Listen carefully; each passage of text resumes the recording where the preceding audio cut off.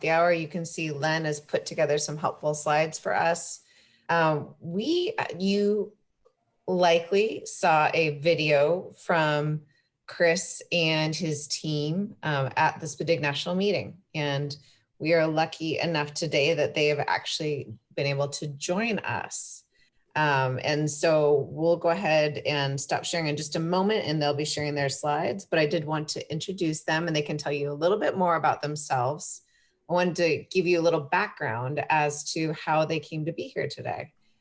So of our planning members, Laura Marsden from the North Carolina SPDIG team brought to our attention that they had an award-winning school in North Carolina that was awarded for their professional learning communities.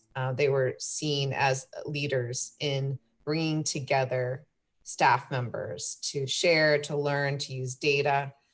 So she brought this to our attention. And so we reached out to Chris Bennett, the principal of Burns Middle School, and asked if he might be interested in sharing some information with us. He was happy to do so, despite how busy he is, presented a video for the SPDIG National Meeting, and then also agreed to come and speak to you today. And so we have Principal Bennett. We also have Gina Gold, who is the Cleveland County Schools, again in North Carolina, MTSS coordinator. And we also have Melissa Lauder, who is a school psychologist, again, in Cleveland County Schools.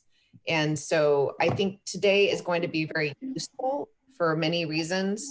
One, we are going to get a sneak peek into what is happening, what MTSS looks like in a school. All the different elements working together and working together for the good as they're able to demonstrate with their academic and social emotional data.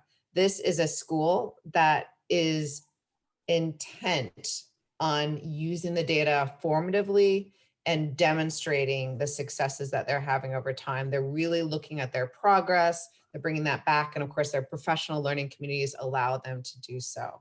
And so I think it's so nice for us to get a picture of what it looks like, MTSS specifically, but really any major initiative looks like when it's working in a school, what it takes. And they're going to give us some of those how those gears work together at Burns Middle School. So welcome, Chris, welcome, Gina, welcome, Melissa, and I will go ahead and turn it over to you.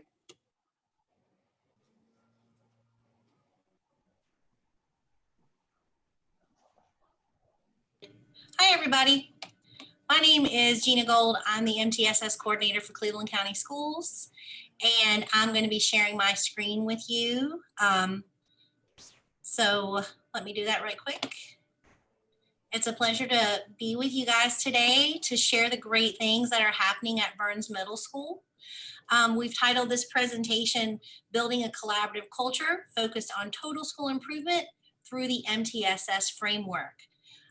It's a very long title, but really all of those pieces are, all of those words and vocabulary, they're really important because it does take a collaborative culture. It takes looking through the lens of constantly improving and examining our systems in our school and consistently using MTSS frameworks for the success that we've seen at Burns Middle. So there will be three of us presenting today. Again, my name is Gina Gold, and I work at the district level and support Burns Middle School.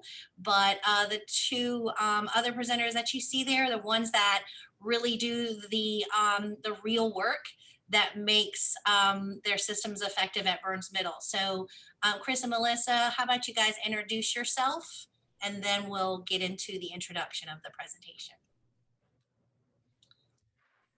You can go ahead, Melissa. Hi, I'm Melissa Lauder. My video actually won't work. It keeps kind of booting me out. I think it's pulling in too much data. But yeah, I'm a school psychologist in Cleveland County Schools. I actually serve only middle schools in the county. I really love the work that we do there and being able to build these systems with each individual schools. And Burns Middle School is my first middle school, so we've put a lot of time and energy into this. And my name is Chris Bennett. This is my fourth year at Burns. taught 6 years of middle school, and then have had I was an assistant principal at Burns High School, and then an elementary school principal for 2 years, and now I'm back in the middle school and enjoying it. And if things go sideways the next 10 minutes, it's because we got our kids dismissing right now. So if I step away just a second, I apologize. But I look forward to talking with you today. I wanted to say one thing real quick. Sorry to interrupt, but first of all, Chris, it'll be a pleasure to hear something other than dogs barking, right? Like kids at school is actually a good noise, but you may hear my dog barking every once in a while. But I forgot to add at the beginning that Chris gave me permission to add some poll questions for you all that I'm going to add into the chat. So, I may be able to give you a heads up. I might not if I don't want to interrupt them, but do be looking in your chat pod because I have some places here that I want you all to be thinking about what it means for the SPDIG work, and also giving Gina, Melissa, and Chris some idea about what it means to you, that specific element of what they're doing. So sorry to interrupt. I'll turn it back to you. Okay, great. Okay, so just to give a little bit of context about Burns Middle School, there are 763 students. Right now with COVID schedules, there are 601 students that are hybrid and 162 virtual students. 65% of the students are on free and reduced lunch. We have a 13.1% EC population. More than half of the students lack reliable internet connectivity. Something that Burns Middle School is very proud of is their school performance grade, which includes proficiency and growth factors, have increased nearly 20 points over the past 3 years. And a big the core of the work with their students are the relationships that they form with them. It's a very high priority at Burns Middle School. You can see that in their mission. Their mission statement is to prepare students for success in high school by providing meaningful instruction in a rigorous and safe learning environment in order to fully prepare students to lead productive lives in a complex and changing world. And they really live out the context of that mission statement every day with the work that they do at Burns Middle, which you're about to see a glimpse of. So the topics that we're going to address in this presentation include how they build collaborative culture using active and intentional teams focused on whole child results. So we'll show you some examples of their teaming structures, how they define them, and how they carry out the work of teams and give guidance on a regular basis. Also look at how they define and refine their core instruction, implementing research, evidence-based practices. They will also take a look at their literacy, math, social, emotional, and behavior intervention examples, and some context to them being very focused on or being results oriented. And really constantly examining data that reflect their practices, and then addressing obstacles, needs, and support that's indicated by them constantly examining their systems.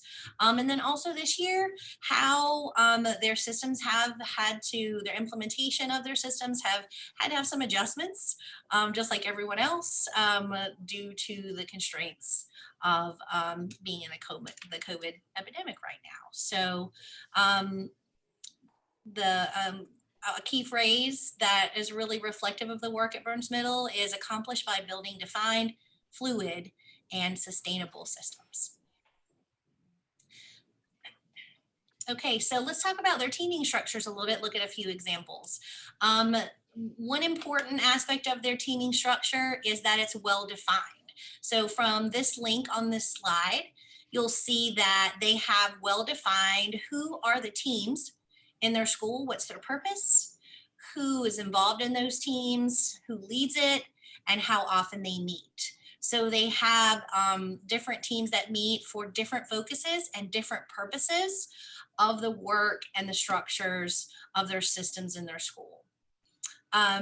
Also, this little phrase here, Dr. Bennett will often say, you can't expect what you don't inspect. So having that teaming structure established and protocols for what happens when those teams meet, and that it's done in a reflective practitioner with a reflective practitioner lens when they do have those meetings that are focused on data, reflection of data, instruction, and then decisions for supporting our systems.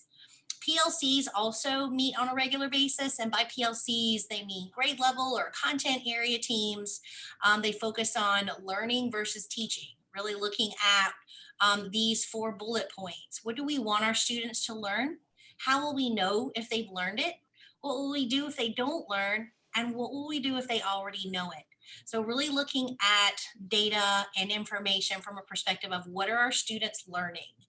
So you can see an example here of a PLC agenda that has those 4 critical questions. It's linkable from right here. That has those 4 critical questions here, and then some suggestions for these are the different topics of focus for our meeting, so that we make sure that we have those critical questions in mind, that we know what we're focused on, and that we have a meaningful agenda to have purposeful discussion, and that we have decisions that we need to address that we identify, and then what are upcoming activities that we need to be aware of. So using a consistent template helps keep those meetings focused on the right kinds of conversations when we do convene and have that communication space, but also have some guidance and some structure for doing that purposefully.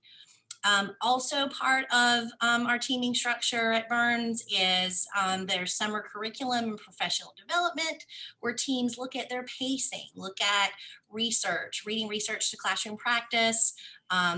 They've had math foundations training. So we've had summer support for helping to build a good solid definition of quality core instruction at Burns. Also data analysis to reflect on our core instruction and look for, are we implementing it well? Are our students learning? Where might we need to make adjustments to instruction, and where might we need more support or resources? So this discussion guide is one example of how Burns Middle School examines their core instruction, where they look at, if you're familiar with North Carolina check-ins, it's a core assessment where we can take that data and look at it in a meaningful way to examine our core by looking at our school results and looking at our classroom results and looking at different domains within that assessment, and looking at what is the percent correct. So looking at first, overall, how did our students perform, or how did my students perform? And then looking more closely at the items, and analyzing, doing some item analysis to really dig into that data, and then have a good, meaningful discussion about student success, and then making connections to instruction, so that we're looking at data from a lens of what's effective about our instruction and where might we need to make adjustments or remediation for our students. So again, looking at that reflective through that reflective practitioner lens through the school year, as we are teaching our students, looking for what they're learning and what we need to do where we see that they're struggling. A little bit more about the teams and what kinds of data those teams collect. At Burns Middle School, they have a wide range of data because each area of data gives insight into their systems. So for reviewing core systems, there are core data like you saw in the North Carolina check-ins. There's also intervention data that they collect. We can look as a whole how our students are responding to interventions. Classroom walkthrough data provides insight into the strategies that we're using in our classrooms on a regular basis. They also collect social emotional learning data, behavior data, attendance data, risk data, and school climate data through a student survey. So they don't look at all of that data all at once. The district encourages all of our schools to collect academic, behavior, and risk data. And each month, look at one of those three sections of your systems to investigate, to have good discussion, and to look at how it reflects on classroom instruction and support. Also, through the year, or really in the spring, as a leadership team, the district provides support to schools to dig into their MTSS systems. So the FAMS assessment is a facilitated assessment of MTSS. So that's where the leadership team looks big picture at all three of those systems and looks at criteria to help them be able to judge where they are with implementation of MTSS and where they might want to focus school improvement goals. Burns Middle also collects the North Carolina, it's the MTSS Belief Survey that helps us dig into what our staff believe about student success and about strategies that we use at different levels of instruction, and also the Teacher Working Condition Survey, and using that data to drive meaningful school improvement goals at Burns. Also on a regular basis, they do individual problem solving for students that they see that are not responding to core tiered instruction. So Burns spends a lot of time looking at data that's reflective of their systems. So when they have solid systems, they have fewer students that they need to individually problem solve for, so they can really give those students more individualized attention to determine why they're not responding to core. And finally, looking a little bit more at how those teams look at whole child results. The instructional leadership team is a team at Burns Middle, and they review core instructional data. They talk about their grading structures, and they look at core behavior expectations and have done a lot of work lately, especially to restructure that. Their interventionists are often their core teachers, and there are links here to some of the tools that they use to problem solve their data reflective of their intervention activities. For example, they use these documentation spreadsheets that analyze the plan. They put in their data collection for risk data. And at the bottom, there are graphs where we can see our students making progress out of risk. And they have guides to discuss and problem solve risk data to determine first what students need interventions and are students responding to interventions. So this is one example of a problem solving guide that our district uses to support our schools in digging into data and discussing it in a purposeful and meaningful way to be able to judge the effectiveness of their instruction. They also have a literacy leadership team and school improvement team that meet to examine their literacy instruction, and the school improvement team meets once a month to examine what are their goals of growth for school improvement. Okay, so that's a quick overview. You see there's a lot going on with communication, with problem solving, and with constantly examining their systems, and that they examine it in different ways and different categories. So probably would be a good time here to reflect, take a look back at some of those slides. I don't know if there's already a poll to ask some questions, or if you would like for me to give a little guidance for them to stop and reflect before we move on to the next section. I think that would be fine if you want to ask questions. Gina, I had some questions too, just in case there weren't questions for you. So I will save mine because that was a lot of food for thought, and I'd like to hear questions that came up for people. Yeah. So just putting it out there to the group, if there's any slide you'd like to revisit or any of the example templates that you have a specific question about, take a moment just to look over those, and we'll pause here to see if you have any specific questions or any points of discussion.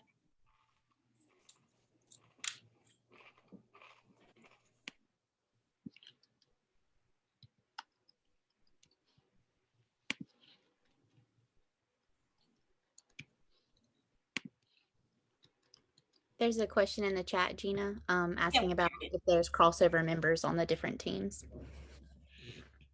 I'll let Dr. Bennett speak to that because that's different from school to school.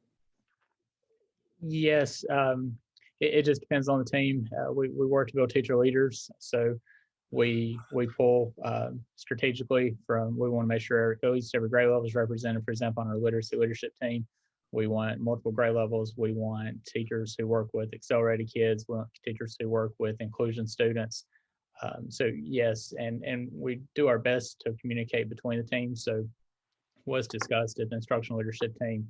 We do our best to debrief the MTSS leadership team. Was discussed at the school improvement team. We push out obviously to the staff. So opening up the lines of communication and making sure everybody has the information and knowledge that we're sharing without overwhelming folks. That's key is to give the information that's needed, because there's a lot of information shared at each of these meetings. But I don't know an exact percentage off the top of my head, but I would 70-75% of our staff are represented on these different teams. But obviously the school improvement team is voted upon, so we don't hand select those and based on leadership potential and capacity. But the other teams we're able to strategically staff and make sure we're making decisions in the best interest of the kids.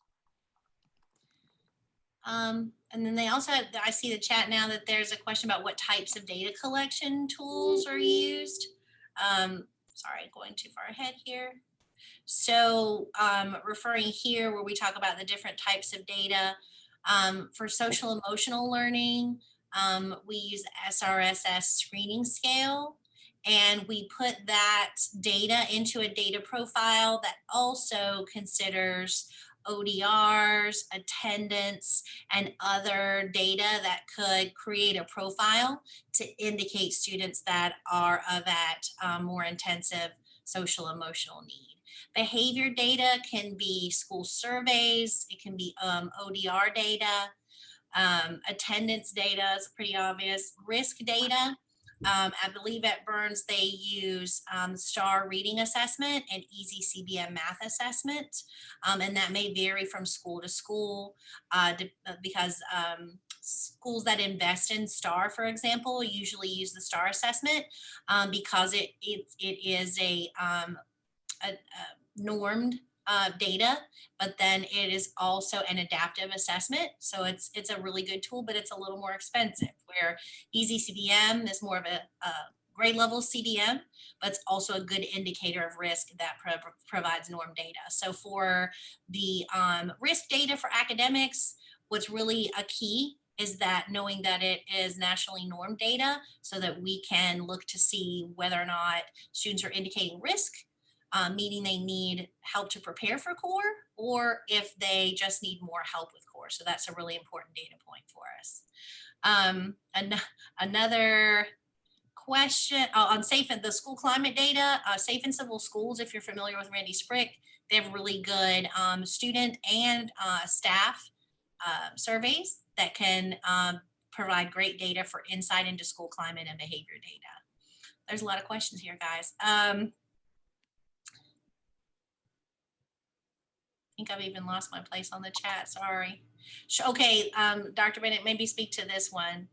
And then maybe we need to move on, and then when we'll come to another question part and we'll look back at the chat, guys. Okay, so that how much time do we have?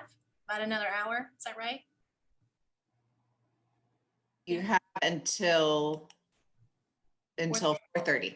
Okay, so let's I'll say maybe let's answer this question and then we'll answer some more when we get through the next part, if that's okay.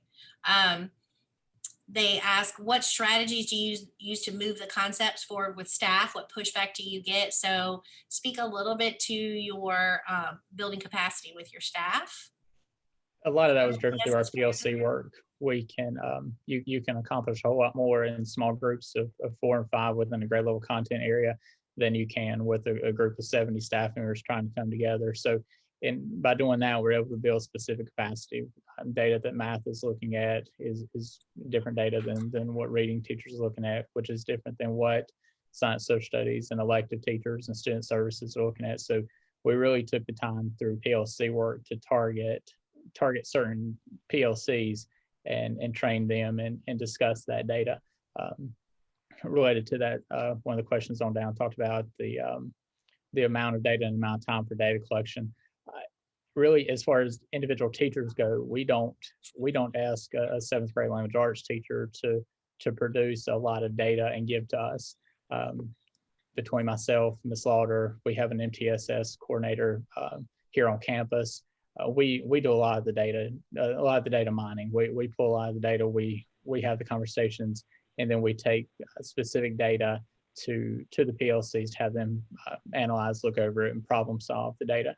So as far as the time commitment from teachers, we want them doing the work with kids. We do our best to protect their time and give them as much time to focus on learning as they can.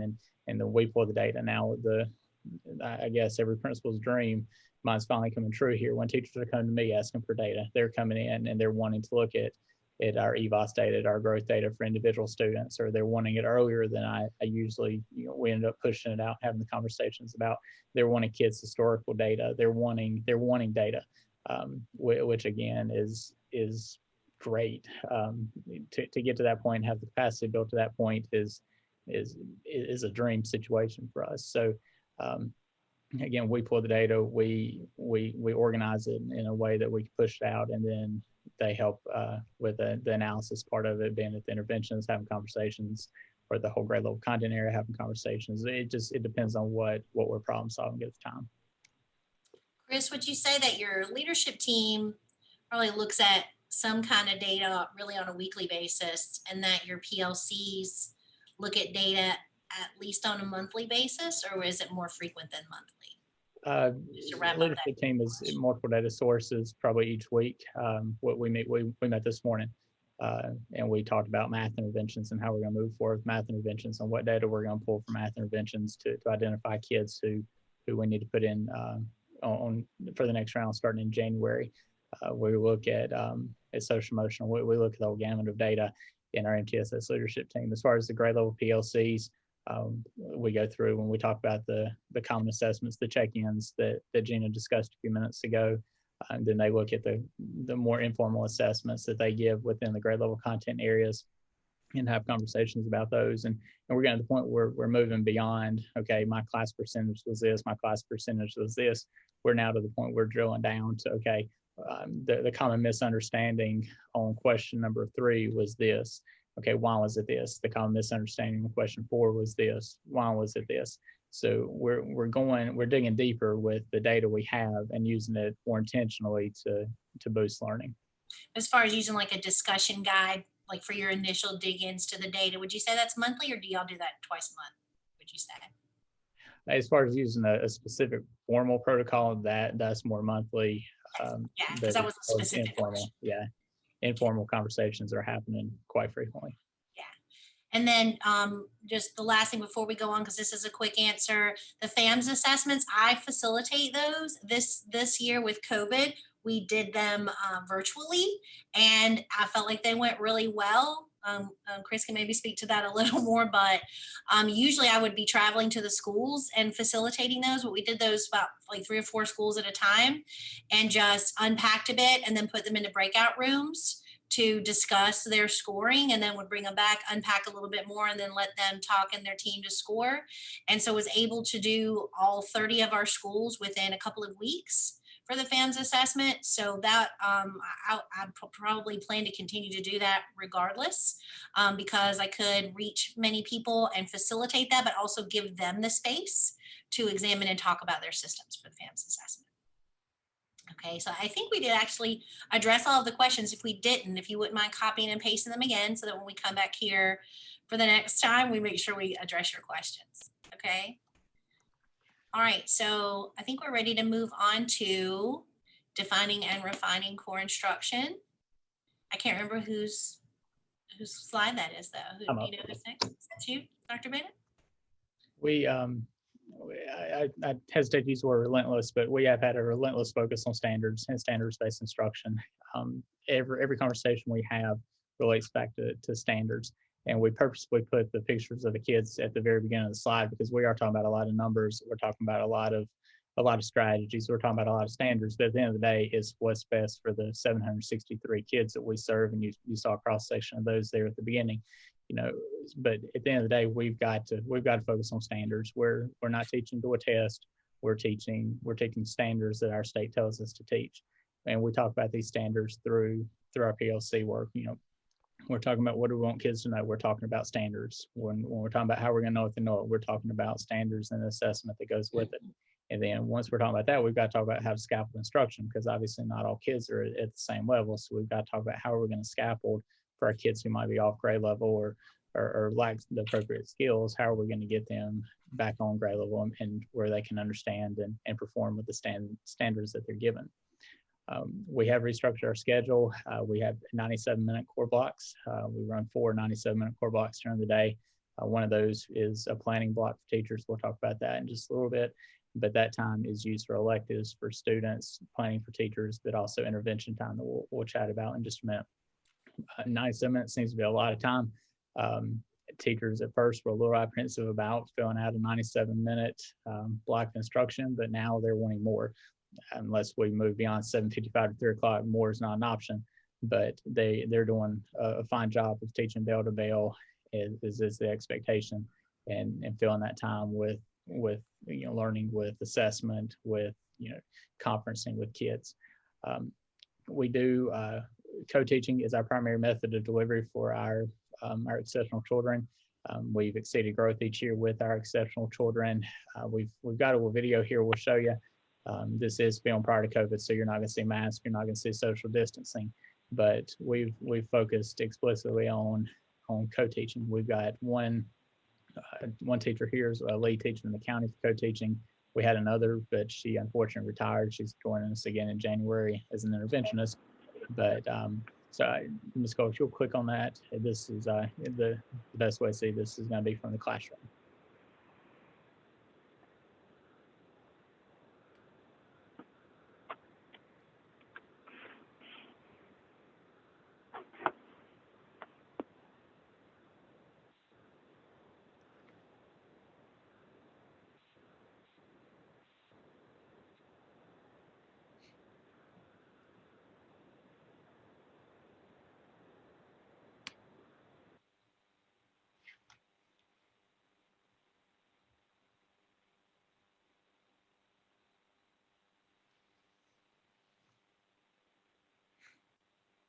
Gina, I don't know if you know, but you're muted.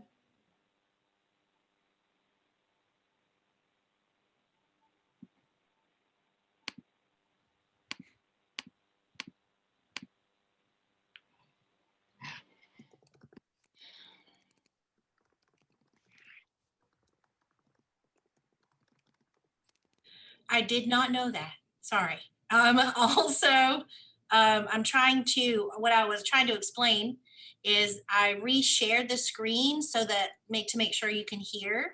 So let's see if that worked, because I'm trying to maximize the computer audio. So just was saying, if you have trouble hearing, just drop a note in the chat or unmute and let us know that you have trouble hearing. Okay, so let's try that again. Thanks, Gina. Sure.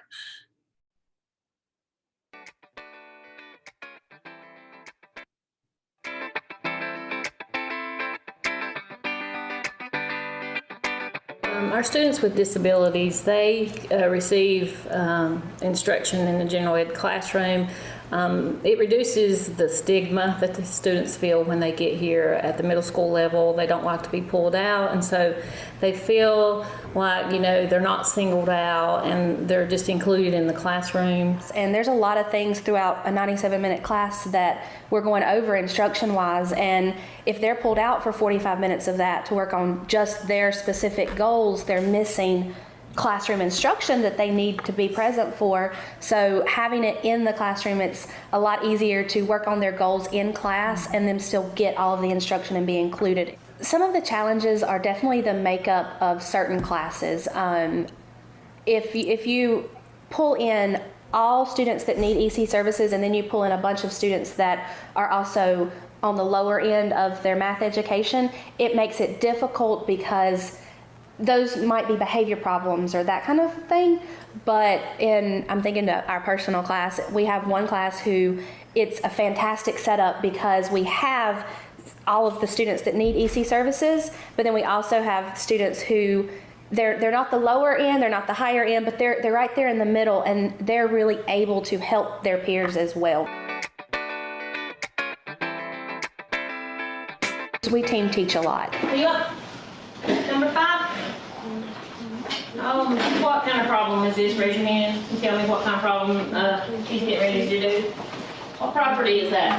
Distributed. Yesterday, we had a student, back something to happened and I had to deal with that and I couldn't pick up where I needed to, and she walked right over and started doing exactly what I was going to do. So it really works well for us. We've worked together so long that we're kind of one brain in two bodies, I think is what the saying is.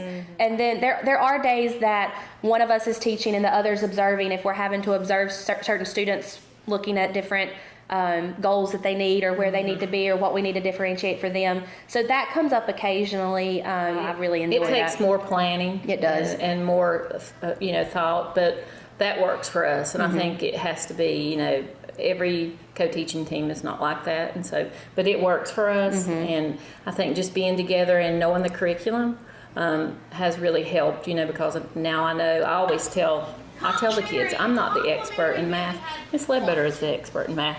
But I do a lot of research and trying to figure out if I don't understand it or if I don't understand how to break it down for the kids more. But being with her for 6 years and knowing the curriculum has really helped.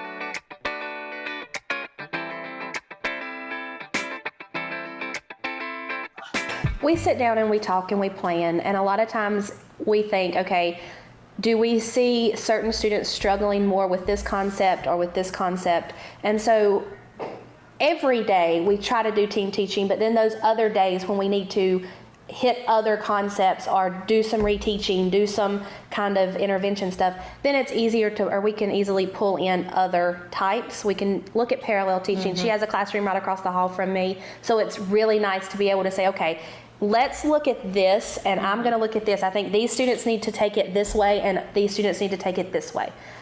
So Deborah can pull half, and I can pull half, and we can kind of have the same classroom running just in two different settings.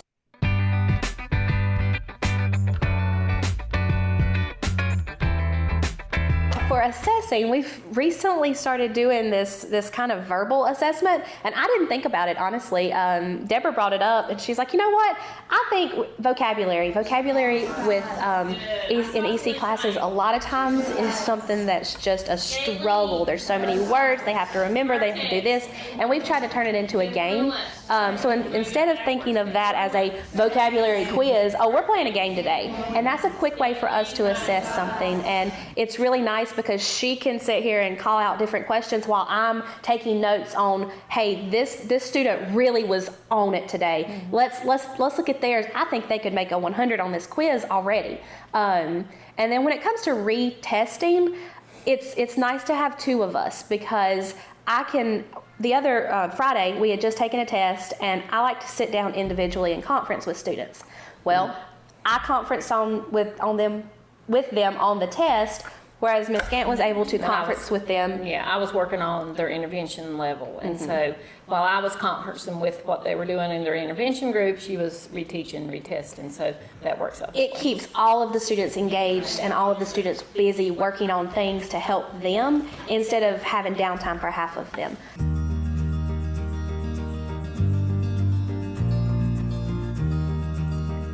We share our lesson plans, and we have our co-teaching lesson plans, and she will go in and she does the core, what we're going to be teaching. She'll write that down, and then I will look at it, and then we sit down and talk about it, and we talk about what I feel comfortable teaching, and then we just we go from there. But we share. We're texting a lot about different things. If I come up with something new.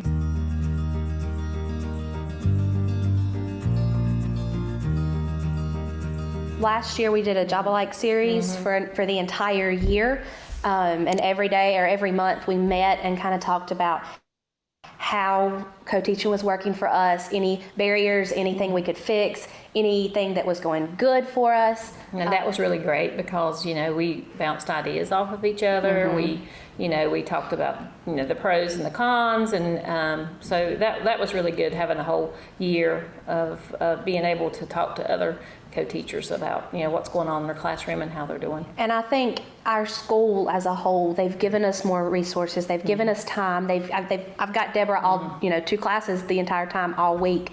I think that has been something that they've really supported, because in the beginning we said that we're like, you want us to co-teach, we don't have the time.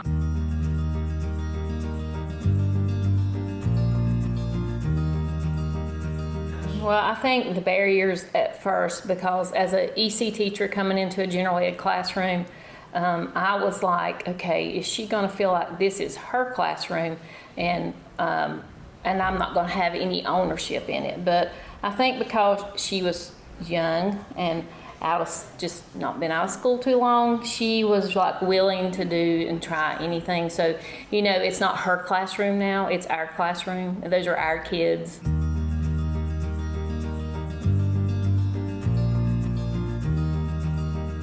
We've seen a lot of growth with our kids. They have grew. Their confidence, their confidence builds as the year goes on. Not even in math, just in general, in life, in their whole walking down the hallway, their appearance has changed. Instead of trying to hide, they're like confident walking down the hallway. They're confident students now. Yes.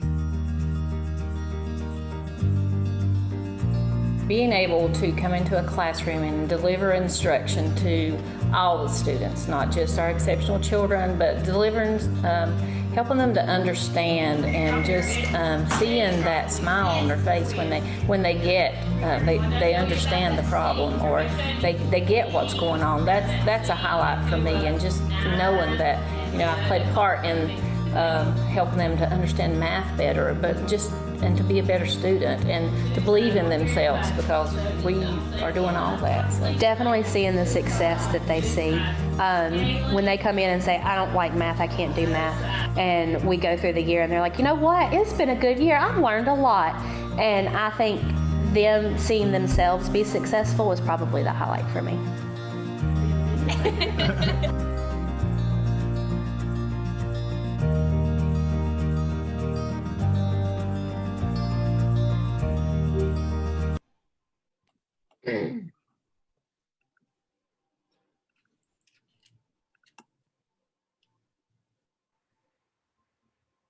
All right.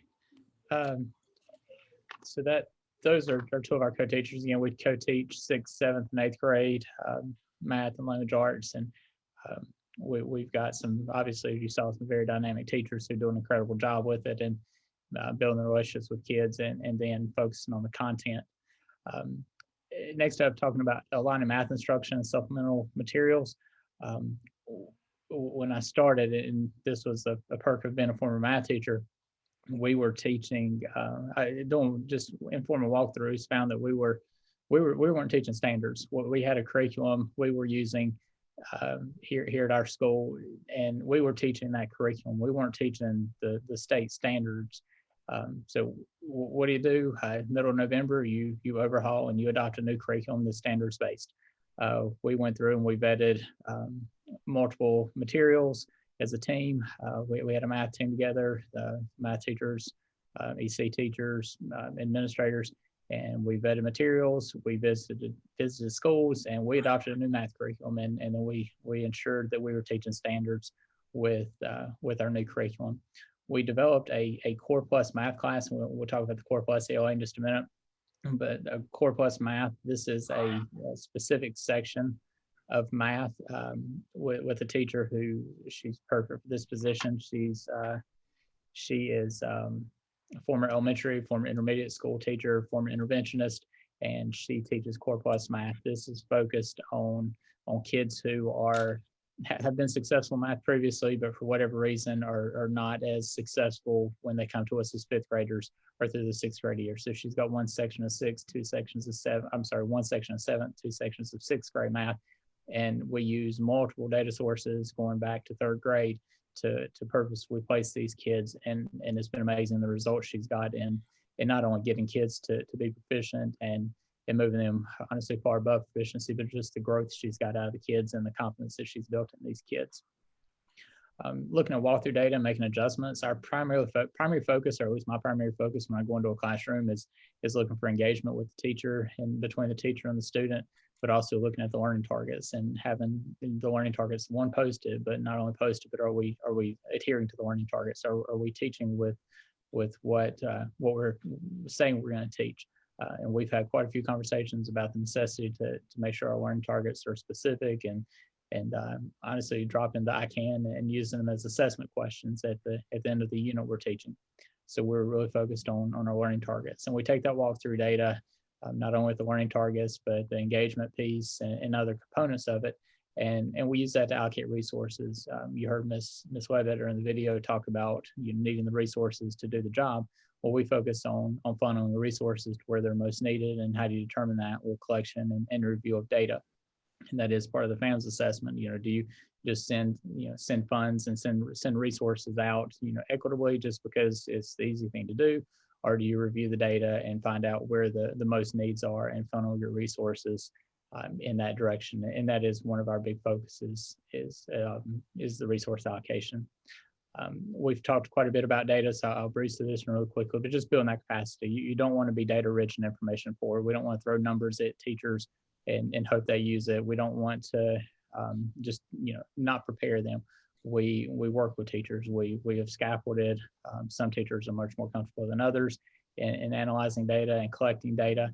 And now, like I said earlier, we're to the point they're asking for data. They're doing their own data collection, data analysis in their own classrooms, which is wonderful. And then they're involving students in that. During the last 4 years, we have had a major focus and emphasis on adolescent literacy through the State Improvement Project. I think there are a couple folks here from North Carolina who can attest to this. This has changed the landscape of our school. This is the focus on adolescent literacy, thanks to SIP grants, have helped us build readers. We're not building test takers. We're building students who not only can read now, but they enjoy reading. And you're going to see that in the video here in just a second. We do focus on best practices. We do focus on standards-based instruction and assessment. Again, we're not, historically, some places is, we want to take a novel and we want to teach that novel because we love that novel, or we think our kids are going to just absolutely love that novel. We can't do that. We've got to take the standards that our state tells us that we need to teach students, and then we've got to find resources and materials to ensure that we're meeting those standards. Just had a conversation the other day. A certain grade was wanting to do a Christmas carol, but they're concerned about time because we're only here 2 days a week. They're concerned about how they're going to fit it in, and had the difficult conversation. We might not get to teach a Christmas carol this week because we just don't have the time. We may need to focus on something shorter and a little more manageable that we can get in, so we're not teaching a Christmas carol Valentine's Day. We have implemented extreme reading. This year has been a little different. The last 2 years we've had it. This year we've had to adjust a little bit given COVID, but extreme reading has really helped build quote unquote literacy experts, not only with our teachers, but with our kids as well. And again, you'll see that here in the video in just a second.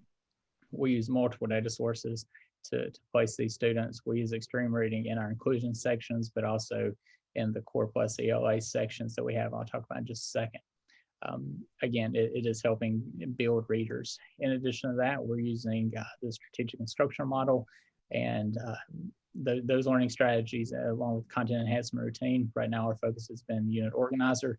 We're using a majority of these across curriculum areas to help kids build relevancy, and they can see how they can use it not only in language arts, but science, social studies, and even in math class to help them, within math, word problems. Language arts is the obvious choice, and we're using multiple strategies and work to build capacity to help students, become better readers, become more fluent in the reading, to become better with comprehension skills. And it's taken off here. Our teachers have not only enjoyed learning, but they enjoy teaching it. Again, it's not a test taking strategy. It's not something that's going to get them through the 8th grade language arts. EOG is something that they can use now. It's something that they can use is they're reading a newspaper or a magazine article. It's something that can help them when they do take the ACT or the SAT or an AP exam in the high school. It's something they can use, if they're reading instructions to fix something. It's learning strategies, as it clearly says. It's not a quick fix for kids to get them to pass the test. in our Core Plus ELA, very similar to Core Plus Math, and there is some overlap in the kids, but we go back and we pull multiple data points, we triangulate the data points, we purposefully place these students in classes. They are in a smaller class. We do create a smaller setting for these classes. Right now we have 2 Core Plus ELA teachers. One is solely devoted to the 6th grade because, as you're going to see in just a minute, our feeder schools come to us at about 50% proficient in language arts. And then we have a teacher teaching 2 sections of 8th and 1 section of 7th Core Plus ELA. Traditional school years, they do extreme reading for half their class period and then standards-based instruction for the other half of their class period, and then interweave the two as they're able. This year, we're not able to do that with Fidelity due to only having students in school 2 days a week, but we're still putting in the STEM strategies. We're still putting in the content enhancement routines to help the students continue to access information. Jenny, if you'll click on extreme reading and STEM there, this is a quick video that'll give you a great overview from a teacher standpoint, but more importantly, student standpoint. And I know you obviously don't know these kids, but the ones you're going to see. Okay, everybody look at the top that divide and conquer, since this is a new set of vocabulary words for the week. Extreme Reading is a program that provides learners with skills to become better students and stronger readers. Students are empowered to reach their goals and learn how to use specific extreme strategies that become good habits of learning.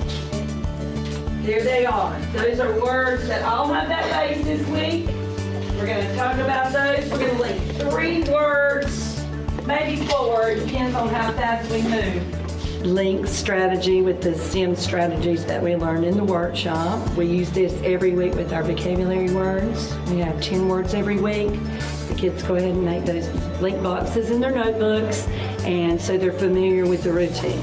We do 2, 3, sometimes 4, depending on time, words a day. We link them to stories just like they taught us in the STEM strategy workshop. And the kids seem to love it because it's so much fun and they get to think of funny things that help them to make the connections to words that they may not know. So write your reminding word, talk about it in your group. Think about what comes to your mind when you hear missile. Link it to the definition. Talk in your group about what you choose as your reminding word. The other day we were playing a Quizlet live with the vocabulary words, and they were struggling a little bit, and when I went by and just said, think of your reminding word. What did you put as your reminding word? And think of that story. And it immediately clicked. Read your reminding word in your story. The war was hard to read.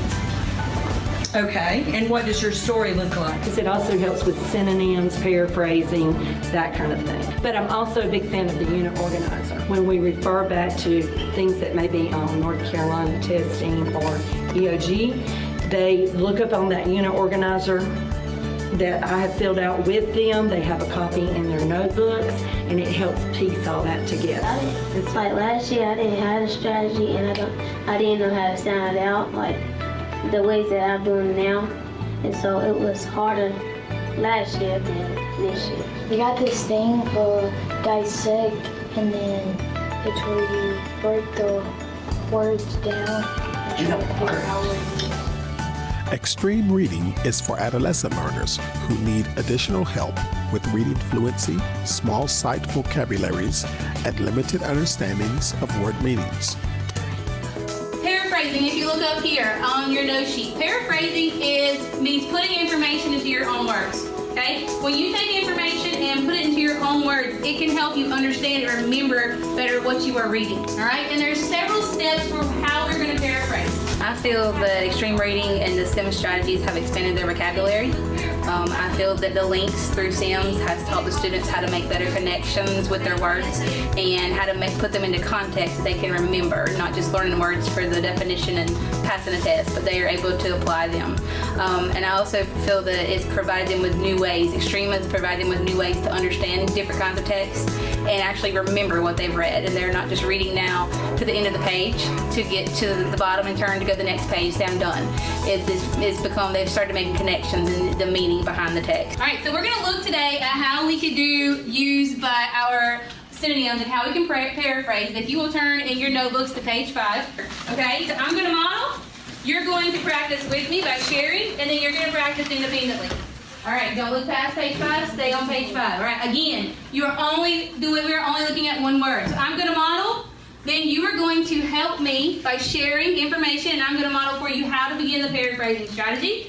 And then you are gonna try to gain 5 points today. That is your goal. So before you keep going, here's gonna be your steps, all right? We're gonna read the word, there's our clue, okay? Then we're gonna put the word in a sentence. I am not looking for the most sophisticated sentence you can come up with. I'm looking for something that is simple, that shows me you understand the meaning of the word, okay? Then we're gonna think of a synonym. What's a word that means the same thing, okay? After we do that, we're gonna replace the word with a synonym in the same sentence. You with me? Alex, you with me? Then we're gonna check to see whether it makes sense. If it doesn't, we have to come up with a new word. With the STEM strategies, the links, my students like that one the best because it allows them creativity. And reading every day, you don't get to kind of have that, it's always writing, and they get to kind of draw with that a little bit, but they put themselves within their vocabulary stories, they put their classmates within their vocabulary stories, and I think that helps them make better connections. With Extreme, my students right now have done best with self-questioning. It takes a lot of time, but the students have shown their comprehension has really grown through self-questioning, and it has taught them to slow down. Self-questioning, because it helped me understand it better, slow down, comprehend it. Self-questioning, it helps you get a better understanding of what you're reading. They help you a lot. Before this, I didn't really understand ELA, and now it helps me better. So last year in 7th grade, I was making like D's because like I really didn't understand what I was reading. And then now this year, like we were using self-questioning and word mapping, which has helped me like really like a lot, because last year I didn't read any, but now like I'm reading like every day.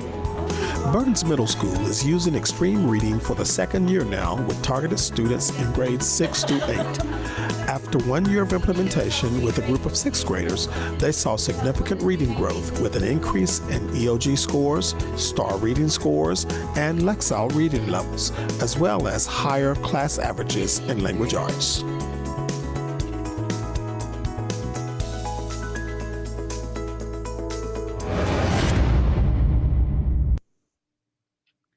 So that's our extreme reading and SIM program in a nutshell from the mouths of kids and teachers. I thought that would give you a pretty good perspective. And I know one of those is a Core Plus class that you saw, and I know I mentioned smaller class sizes. I know that didn't look small, but we lost 6 teaching positions in a matter of a year, and then 2 the next year. So we've had quite a few cuts, and haven't lost any students. So our classes are a little large at times. So just want a little caveat there. So that's really what we do for core for our readers who are struggling at times. Obviously, SIM and content enhancement routines are used across all areas. But we've also, again, data points looking at our data. We weren't growing our high kids. We weren't growing our high readers. Them passing a test is no big deal. They're going to do it. You know, if they could pass the test in September. But we weren't getting the growth out of those kids that we wanted to see. So we've gone out and we've looked at, and we're implementing Springboard this year.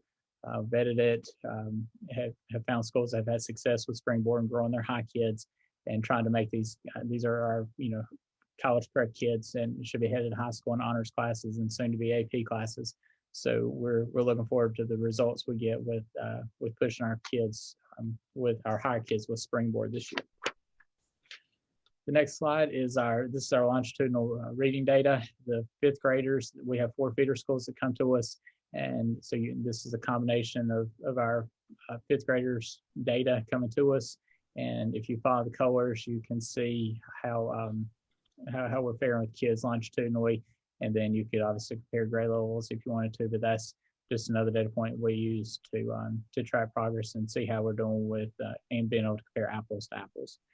And Melissa is going to walk through some extreme reading data that we use to examine our implementation. Yeah, we looked at reading skills, starting out with just basic skills. The first one you see here is reading fluency and some basic reading comprehension, all the way up to grade level or core reflection skills. The first one that we did is the Toscroft assessment. This measures reading fluency skills of our students who are in the extreme reading classes. The way that I have these pie charts broken down is the dark red is below the 10th percentile, light red below 25th percentile, and that's what we kind of address as our most at risk or kids in need of intensive instruction. The yellow is between the 40th and 25th percentile, and those are typically our supplemental instruction students. And then green is above the 40th, and that's what we look at as kids that are ready for core. You know, that's they're looking proficient in that skill. So if you look at the top left compared to the bottom right, top left is beginning of the year, and then bottom right is our end of the year. You can see how we shrunk our red area, or our most at-risk kids, and then we grew our kids who are ready for core with that reading fluency skill. So we saw a lot of positive growth with those students with their fluency skills. The next slide. Is this is the grade assessment. And so the grade assessment looks at more of like surface level or basic reading comprehension skills. Breakdown again is the same. And again, you can see that we had a lot of positive growth here, shrinking that intensive need area and then really growing our kids who are ready for core with these more basic reading comprehension skills. And that's what we'd want to see with a program like Extreme Reading. You know, they're really closing that gap, building up those basic skills so that we can then address core skills, which is on the next slide. We assessed with STAR reading data. STAR reading is more of a grade level comprehension skill assessment, along with having deeper level comprehension is what I was trying to say. Deeper level comprehension skills, a lot of inferencing and, you know, vocabulary and that sort of thing. So we did see some positive growth here, not as much as we saw with the basic skills, which is to be expected just because this is that higher level skill. But we did see shrinking that most at-risk population and growing our kids that were ready for core with this. And then surprisingly enough, if on the next slide, we have our percentiles for our reading EOG. This is just measures the North Carolina reading standards that are taught in core. We actually saw a lot of growth with this, shrinking the at-risk population that below the 25th percentile and then growing our 40th percentile. It's just funny that, you know, we showed a lot more growth with EOG than the STAR reading assessment, but overall just showed our students grew a lot with those basic reading skills all the way up to some core reading skills. And we also sent a student survey that was statements with a Likert type scale that just had strongly disagree, agree, strongly agree. This is the percentage of our students who agreed or strongly agreed with these statements. I'm a more confident reader after having Extreme Reading. I use Extreme Reading strategies in my other classes. Extreme Reading has made me more confident for the EOG. I understand the Achieve expectations for my class, and Achieve, if you're not familiar with Extreme, is the outline of classroom behavior expectations. We'll talk about that a little bit more when we get to our core behavior instruction. Did you receive helpful and ongoing feedback about assignments? We had 93%. Have you learned strategies that help you read better? Do you understand what you read more? Do you feel more prepared for the EOG having learned the extreme strategies? And do you better remember what you read? So this kind of just is consistent with what you saw in that video of students themselves being able to recognize that they're building better comprehension. And I think the next one, yeah, this is just where we had a comment section at the end of the survey where students could just let us know what, you know, if it helped them and what helped them. We had a 6th grade student just say that from the beginning of the year, they felt unprepared because they didn't know much about the strategies. They were reading fast, not understanding the story of the words. Now that they know the strategies, they felt more comfortable and prepared for the EOG. An 8th grade student just said that when they were reading a passage, the infer strategy really helped them better understand what they were reading. A 7th grade student said that they had learned more strategies this year that would help them in the future. So not just for the EOG, not just for assessments in class, they recognize that that's going to help them down the road, and that it helped them understand what they're reading now, like poems and other paragraphs. An 8th grade student said they learned new strategies to help them read better this year. They understand what they're reading more because of those strategies than they had in the past. And another 8th grade student said, yes, they've learned a lot of new strategies with Extreme, and the strategies have taught them how to slow down, take their time, taught them how to comprehend what they're reading, and they used to struggle in reading in previous years, but this year, 8th grade, had been a success. Their favorite strategies helped them, and that they really liked the infer strategy and the self-questioning strategy. So just a lot of positive feedback from students that reflected the data and what we saw of it helping them in the classroom.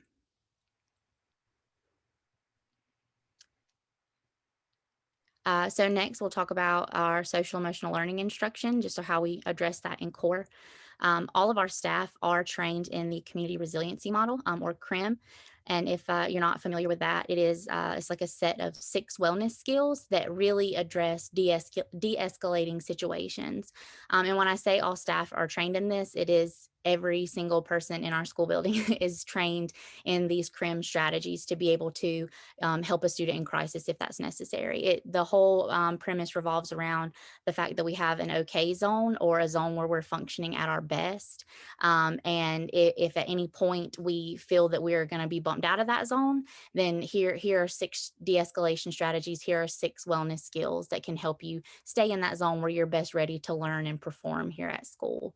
It has a self-reflection component that our staff use frequently, as well as a way to implement it with kids as well.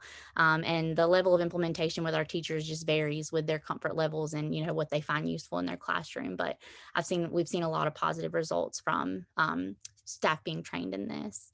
As far as a core curriculum, we use Everfi, everfi.com. It's an online module and it's amazing. They have lessons they have curriculums that address a number of things, but one of the things they do address is social emotional learning. The specific program we use is Character Playbook.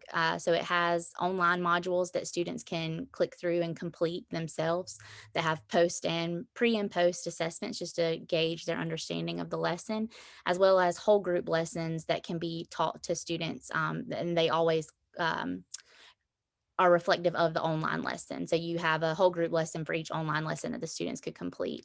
Our school counselors drive these through our health and PE sections, just because a lot of the skills that are taught align with health curriculum.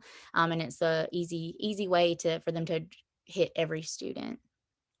Another part of our core instruction is the reset room. This is a resource. It's a room in our building that is really just set for, again, kind of the de-escalation. You go in, we have twinkle lights set up everywhere, so it's the dim lighting, not very harsh lighting, beanbag chairs, places that you can sit to relax, to de-escalate, to reset essentially. We have fidget toys, we have kinetic sand, Play-Doh, Legos, all sorts of different things, a little exercise pedals that you can work with, yoga mat, just things to really help students implement some coping strategies to help them get back to their zone, get back to the classroom. And because this is a fairly new thing, we implemented it last year, and then this year, because of being able to exercise safety measures, we actually have it's available to anyone, but we actually have a set roster of students that we allow to do it, just because there's some criteria that you kind of need to meet of being able to have coping skills, but also so that we can continue to have those safety measures in place. We've also had some trauma-informed training for our staff, just helping build capacity so that we can focus on student strengths and not student weaknesses, or what's happened to students or what students are doing wrong. Building that capacity to understand the whole child, where they're coming from, what baggage they're bringing with them to school, and how we can help them. Not that it needs to be, this happened to so-and-so and, that's just it. It's this happened to so-and-so. So here's some things that I can focus on, and here's some things that I can do to help them learn, to help them be, feel safe and feel respected in this environment. So we've also had that with our staff as well. So our core behavior instruction, this was kind of mentioned a little bit before with our instructional leadership team.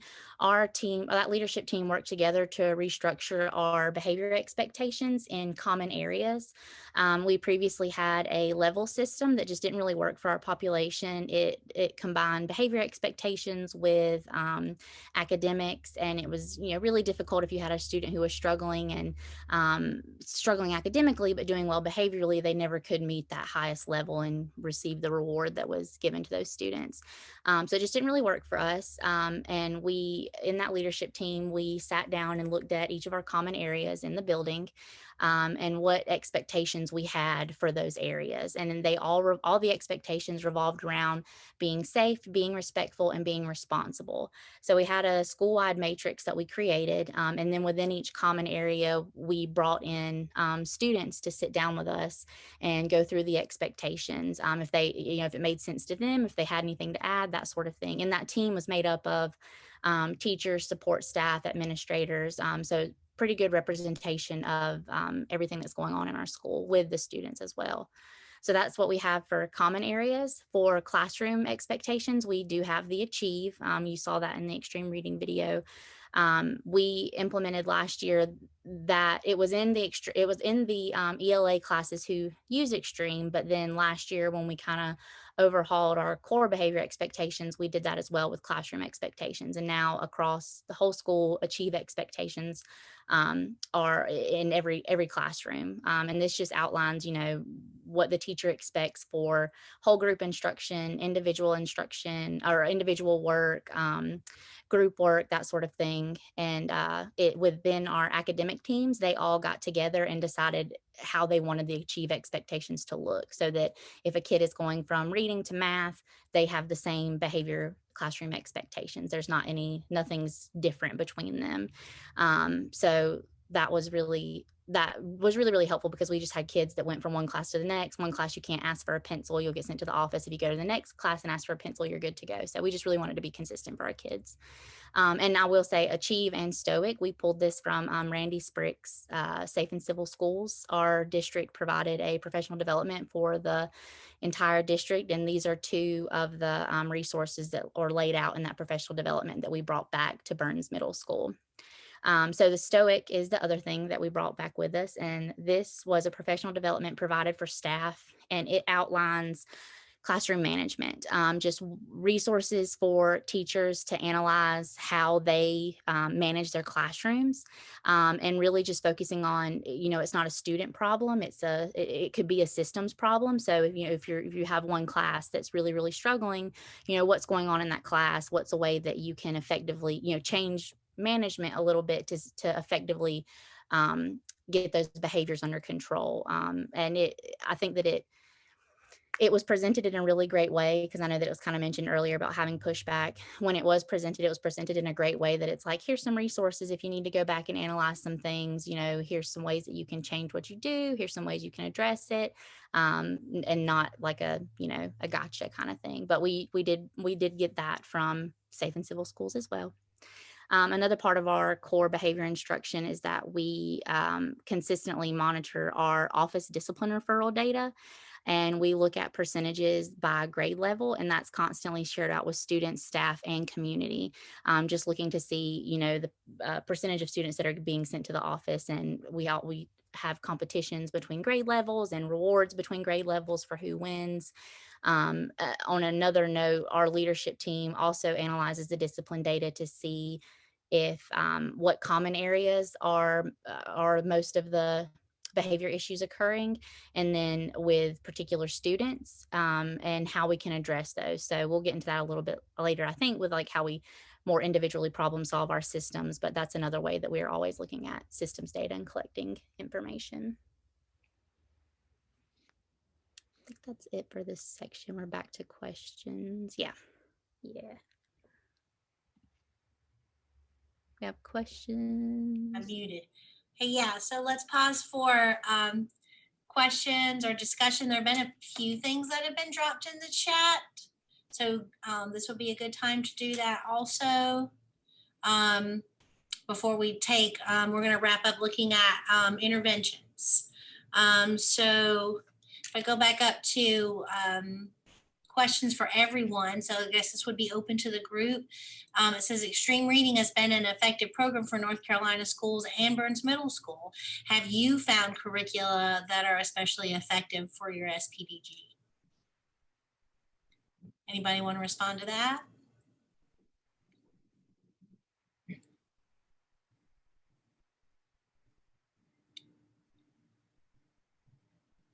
think we had some responses in the chat. A couple of people said in Florida they're using extreme readings.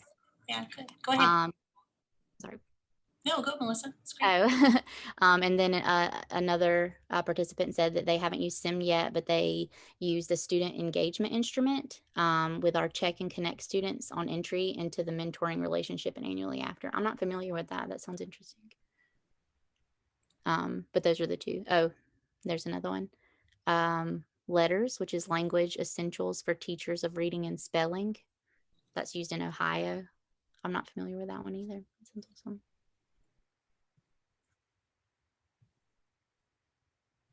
Do you see any other ones there? I do not. Okay. And then there's one, there's Paula Crawford. Hi, Paula. Currently preparing a report and infographic that will capture extreme data, North Carolina, over the past 5 years. Can't wait to see that. Mm-hmm. Anyone else assessing social validity for students?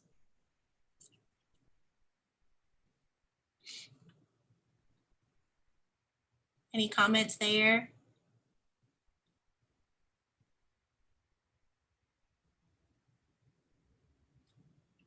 Maybe there's some in the chat. We'll look and see if we see some there. Reading research to classroom practice. Okay, letters is the same as reading research to classroom practice. Okay. There's another question here. It seems like you've implemented such a comprehensive set of innovations to meet the needs of your students. What is the timeline for training staff on all of these? Extreme reading, trauma-informed instruction, data literacy, achieve expectations, etc. What did you start with and how did you build on that? Dr. Bennett, you can probably speak to that. Maybe just like a quick overview of the timeline of the past. What would you say, 3-4 years?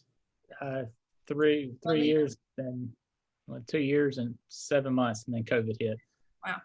Okay. And we've so honestly, the very first thing was, and I hate to sound like a broken record, was PLC development, building capacity through PLCs.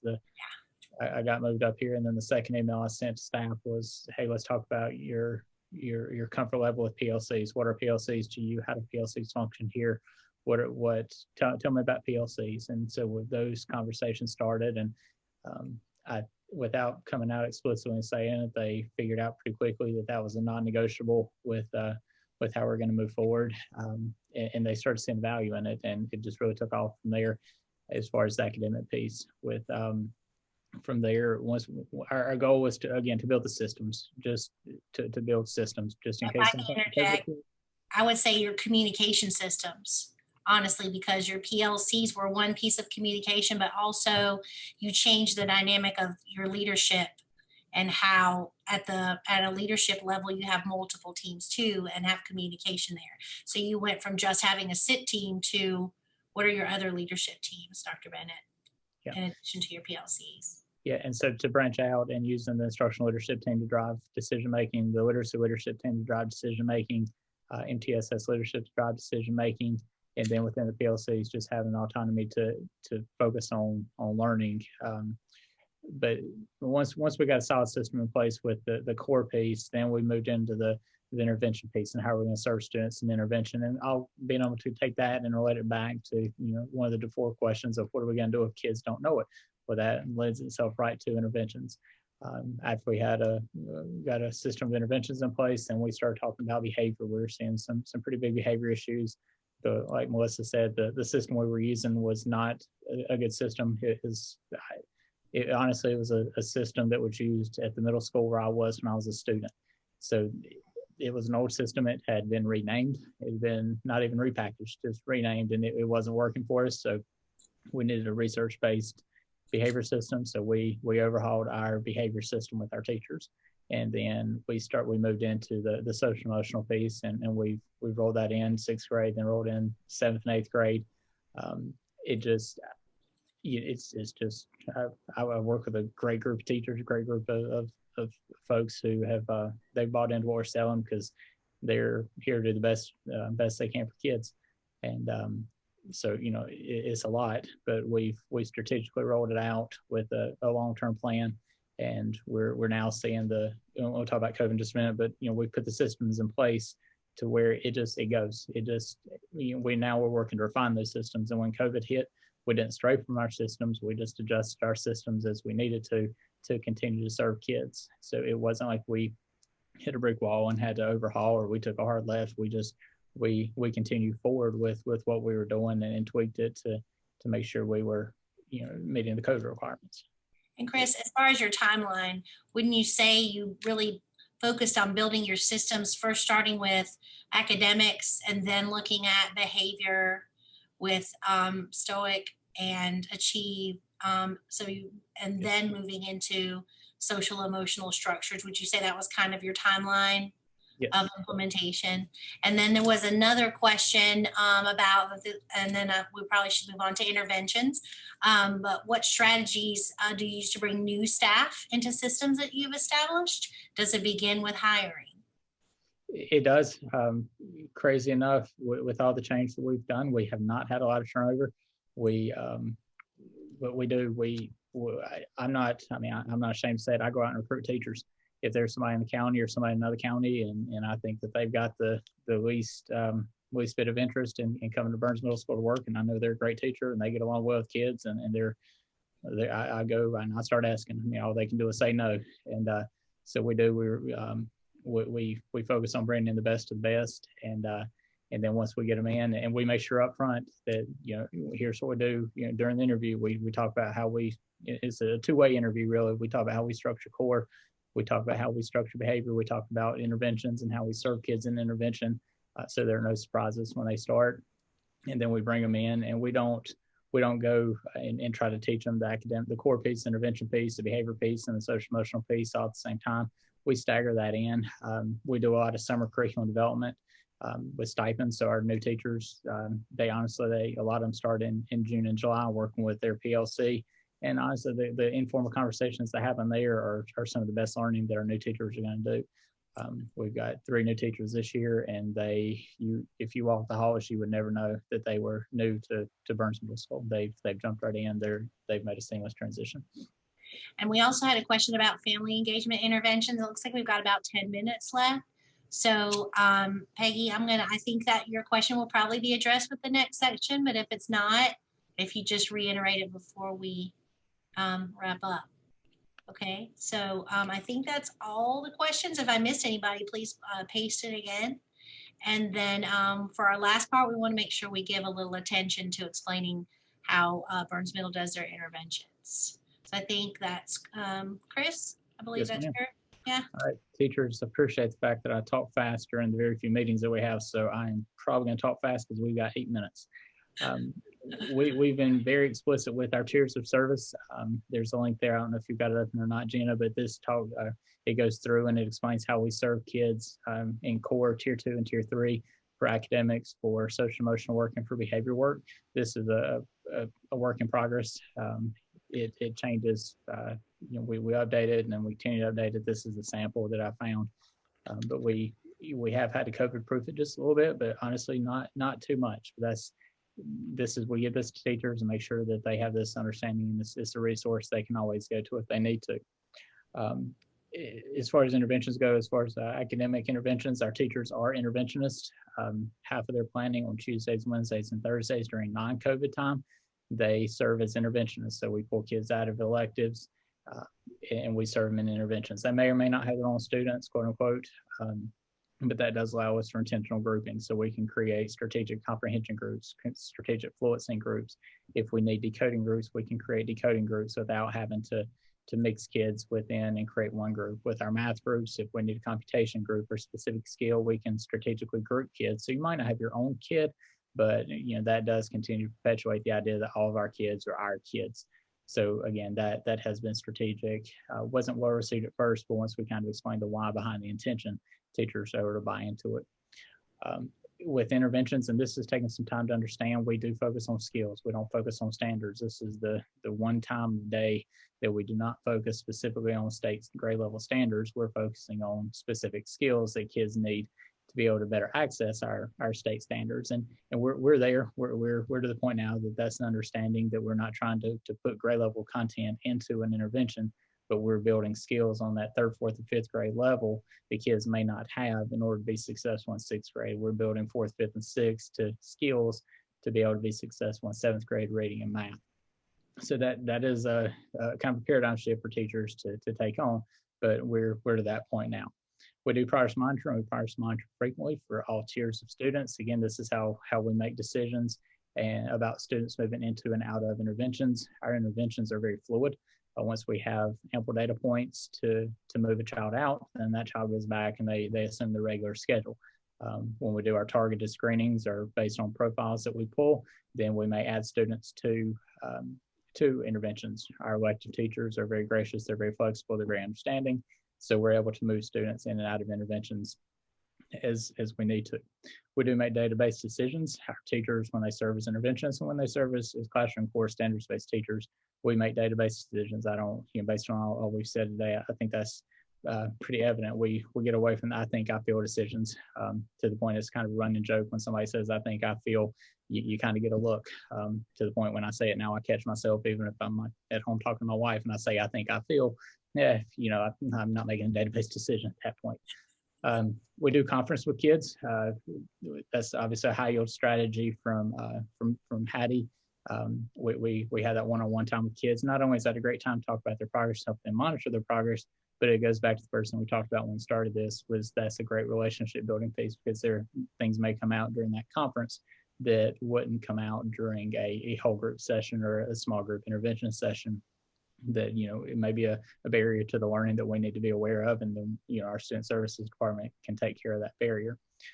We do intervention walkthrough fidelity checks. We have a walkthrough instrument for our core classes and a walkthrough instrument for our intervention.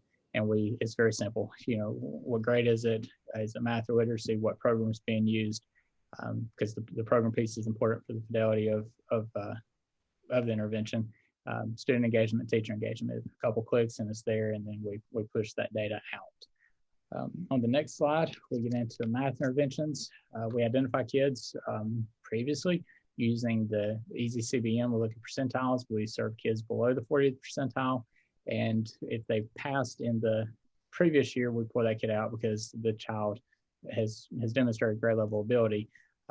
We really focus on kids who have not previously passed the EOG and who have below the 40th percentile. We have had to change that this year. Gina, Melissa, and I have had some candid conversations about how to place students.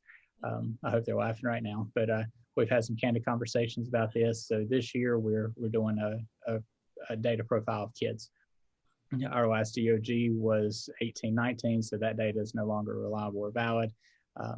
We don't want to take the time to do another targeted screening of kids, given the limited amount of class time we have with them right now. So we're looking at quarter 1 grade, quarter 2 grades, and our most recent checking grade to build a profile for kids and identify kids who do need that math intervention. We intervene obviously with our tier 2 and tier 3 students during non-COVID times. Again, like I mentioned earlier, small skill-based groups led by the math teachers. And we have a skill progression that Gina has worked with us on to follow. Again, the fidelity piece, we've got to follow the skill progression. During COVID, and this is kind of going back and forth, we use iExcel during intervention time.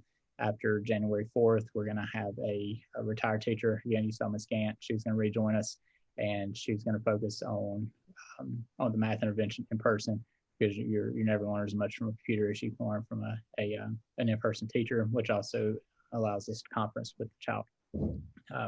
We do have kids who need that reading and math, so we're going to work with problem solving and finding a way to serve kids in reading and math interventions. Progress monitoring, we use easy CBM, depending upon the tier. It's every 3 or 4 weeks. One of the most powerful pieces of this is having the kids goal set and monitor their progress. We hand kids a graph and we show them, the data points, the scale score, and we draw the trend lines for them, and we help them, move toward their goal and above the 40th percentile, and that's the criteria to exit the intervention.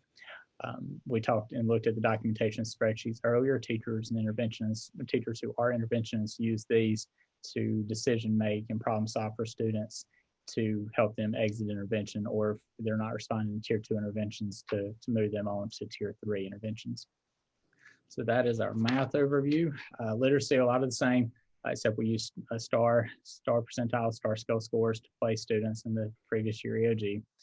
As I mentioned earlier, we do the skill-based groups, specific research-based programs. Right now, we're using Sword of Success to meet the needs of students. We're embedding 2 STEM strategies right now, just to help students build the vocabulary capacity. This is teacher-led. We've got our MTSS coordinator, given the nature of this year, she's doing interventions, and one that we've hired from O24 money, to a retired teacher to come in and do interventions. You see the progress monitoring spreadsheet to the right. That's, again, what we use for reading and math. County created this for us, and it provides us great data. Teachers can look at it, and we go through the protocol quarterly to make intervention decisions. Again, do we need to move kids from tier 2 to tier 3, or has a kid shown sufficient progress that we can, go back and only support them through, or go back and support them through core instruction and just monitor informally. So as our literacy interventions, all right, SEL and behavior. The main thing here is what you see in the yellow box is to build the capacity to separate students who need to be taught skills versus students who need additional accountability for behaviors. So to identify kids, we did a back to school survey because a lot happened outside of school from March until we had the opportunity to see kids again on August 17th. So we did a back to school survey for students. We did the SRSS, which is the student risk screening scale. Once teachers had kids for a couple months, we were able to do the student risk screening scale with Fidelity. We'd had a panorama survey that we've completed with students. We use the SDQ later on when we're looking at possible tier 3 placement, or if we need to be strategic with creating certain groups to address certain needs within the framework of social emotional learning within CASEL's framework. We do team and teacher input, and again, that kind of goes to the yellow box there. What kids, there's not really a survey that's going to tell us what kids need to be taught the skills versus the accountability piece. So having that firsthand knowledge from the teacher has been very valuable to determine if the child needs SEL work or behavior work. And then, of course, we remove students with behavior intervention plans or outside therapy for the SEL piece. And of course, going back to what we said at the very beginning, you can't expect what you don't inspect. We progress monitor our SEL and our behavior. So for our tier 2 SEL kids, they meet with small groups with counselors using an evidence-based program. And for our behavior students, we have a behavior card, level 1 card. Then we have a level 2 card for kids who are not responding to the level 1 card. The level 2 card pulls in more data. It pulls in antecedent behavior. It pulls in the actual behavior, the consequences, just more notes for us to review to see if we eventually need to move toward a behavior intervention plan. We use check-in, check-out quite frequently with students. Again, that holds the child accountable and helps build capacity. And then for our tier 3 students, we continue to refine and define, but they meet one-on-one with a counselor, school psychologist, or a mental health clinician who we have here 1 day a week. As far as the problem solving, and Gina and Melissa jump in if you'd like, problem solving for literacy and math, our interventionists meet quarterly. This is during normal times. Right now, this is driven through MTSS leadership team since our teachers are not serving as interventionists. We review the documentation sheets. We have a discussion protocol that we mentioned that determines the fidelity of instruction, and the teachers identify students that based on the data feel that they should either move from tier 2 to tier 3 or should be exited from intervention. So based on that data, they look, they make those decisions, and then those students are brought back to the MTSS leadership team, and we dig a little deeper, review the data sources, and then make decisions and re-roster our intervention students. For social emotional learning and behavior, we have our teams, our academic teams sit down and review the data. They look at the behavior cards, they look at the documentation sheets for SEL and behavior. They complete a discussion protocol, which again helps us determine fidelity. And then we move kids within tiers or exit them and support them through core. And lastly, this does, like I said, for literacy and math, this goes back to the MTSS leadership team for further review, just to make sure that we're where we need to be. So our next slide says question or discussion, but then we've just got 2 summarizing slides. So maybe just hear from the group. Do we want to pause here and focus on questions for interventions, or? We are 3 minutes over time limit. And I know there are some good questions in here, but I also know people are jumping off to get into other meetings. And so if it's okay with the presenters, everyone who needs to leave for their next meeting. Thank you for being on. I know that people are sad to leave. I'm seeing in the chat pod. Those who want to stay on because you have a few questions, is it okay with you, Gina, Melissa, and Chris, to answer a few questions? Sure. Sure. Okay, and this will be recorded. This is being recorded. So it's going to be available to everyone. So those who have to jump off can come back to it later and have those questions answered. So that first question was about what family engagement looks like in your system, Chris.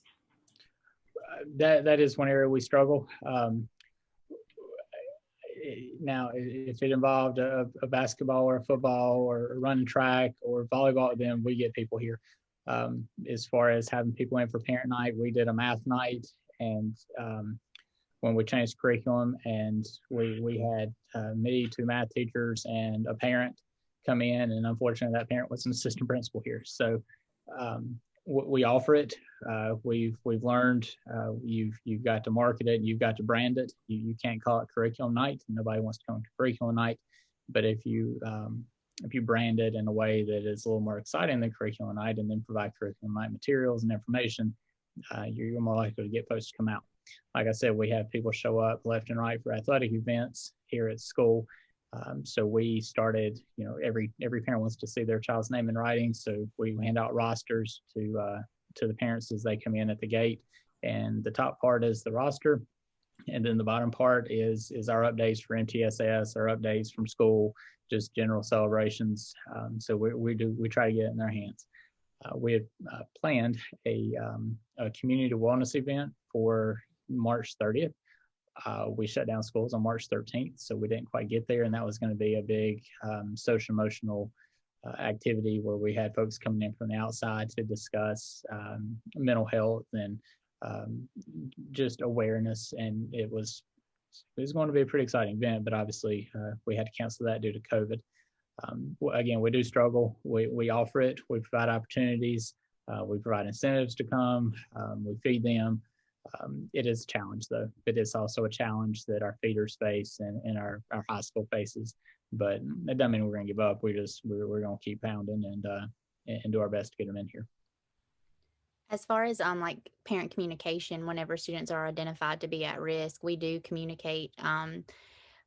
Whether it's academic, behavioral, or SEL, we communicate with parents that their students were showing data to show that they were at risk, and what their services are going to look like. If we get to the point that we're kind of problem solving, that the student's not responding to whatever that intervention may be, parents are invited in to sit down in a meeting where we discuss all the, what we've been doing with the kid, where we're moving forward, their data, how they're responding, that sort of thing. So that's how we get them involved once we start identifying students at risk.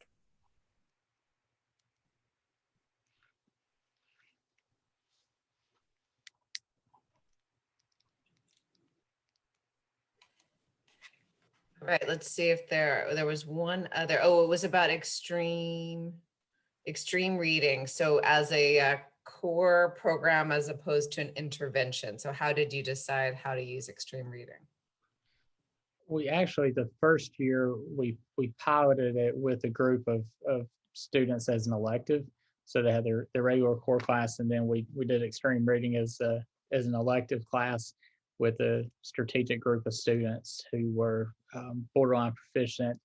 And we saw such great success with it. At that point, we decided to put it into our core classes. Now, we don't use it in all core. Like I said, we use it in our inclusion classes and our core plus ELA classes. So they focus on that for extreme reading implementation for roughly half the 97-minute block, and then standards-based instruction for the other half of the block. And they get to a point when after they've introduced strategies that they can weave the two together pretty seamlessly. I think honestly, I can't remember. I want to say we had 175, 180 kids who were exposed to extreme reading through their language arts classes. But yeah, we chose to use it more as a core strategy. And a lot of those students are honestly in interventions because they've been strategically placed in the core plus ELA, and for our non-EC students who are in inclusion sections, we strategically place them as well. All right, that's really helpful, Chris. Thank you. And and Peg, who is asking the question, said, thank you and exciting to see so much happening in one school and to know how much is teacher led. Way to go. So I couldn't agree more. We have a lot of thank yous, and I think it's nice to see how many people stayed on. I think that is very, retention in a webinar is the best data you're going to get, especially when you go over the mark or over your finish time. So this was just fantastic information. Again, like I said at the beginning, this is all the gears and how they work together. And then it's really nice to see too that it's making a difference. You're moving the needle, as they say. You can demonstrate that with your data. So thank you for all the work you do, Chris, Gina, Melissa. I know there must be late nights. I know there must be work on the weekends, and you carved out quite a bit of time to be with us today. So we are grateful and we wish you the best of luck. And if there's anything that this network can ever provide for you, obviously you can connect via Paula, you can connect with me. Engagement strategies, it's something that we all work on too. So we're happy to connect with you on that. Thank you. Thank you. Thank you so much. Yeah, thank you. That was great. All right. And thank you, Lynn, for organizing us.